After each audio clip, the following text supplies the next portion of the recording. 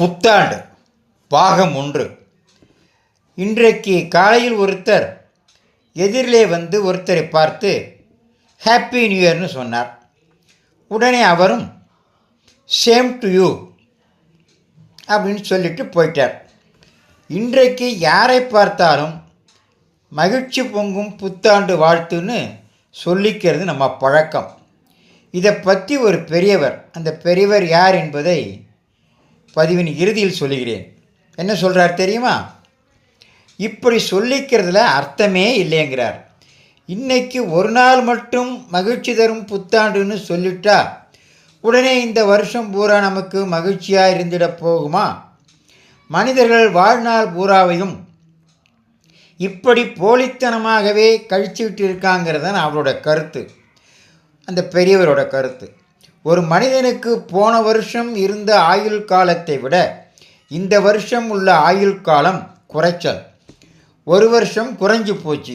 அது மட்டும் இல்லை, ஒவ்வொரு மனிதனுடைய ஆயுள் காலமும் நொடிக்கு நொடி குறைந்து கொண்டே வருகிறது.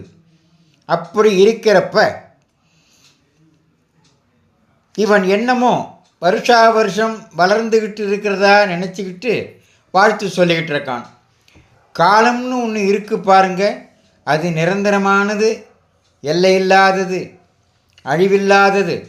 அப்படிப்பட்ட எல்லையில்லாத காலத்திலே மனுஷனுடைய வாழ்நாள்ங்கிறது ஒரு சின்ன அணு மாதிரி. இதை மனுஷன் வருஷம் மாதம் தேதின்னு பிரிச்சுக்கிட்டு அதை அனுபவிக்க முயற்சி பண்ணிக்கிட்டு இருக்கான். ஒரு வருஷம் போகுதாம், அதுக்கு விடை கொடுக்குறானாம். இன்னொரு வருஷம் வருதாம், அதை வரவேற்கிறானாம். ஒரே கொண்டாட்டம், கும்மாளம், கலாட்டா. காலத்தினுடைய புனிதத்தன்மையையும் எல்லைக்கு உட்படாத அதனுடைய தன்மையையும் இன்றைய மனிதன் புரிந்து கொள்ளவே இல்லை. அதனாலே தான் அவனுடைய பேச்சும் செயலும் போலியாக இருக்கு. எல்லையற்ற காலத்தை நிமிஷ கணக்கிலே அளக்கிறதுக்கு முயற்சி பண்ணுறான் இவன்.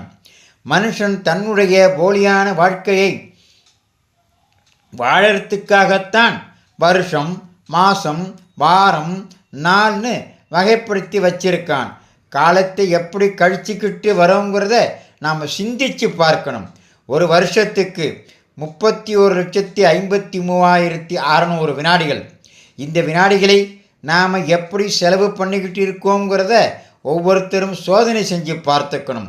எத்தனை வினாடிகள் அப்பா அம்மாவுக்கு உதவியாக இருந்திருக்கோம்? எத்தனை வினாடிகள் பெரியவர்களை அவமதிச்சிருக்கோம்? எத்தனை வினாடிகள் வயிற்றுப் பிழப்புக்காக செலவிட்டிருக்கிறோம்? நாளை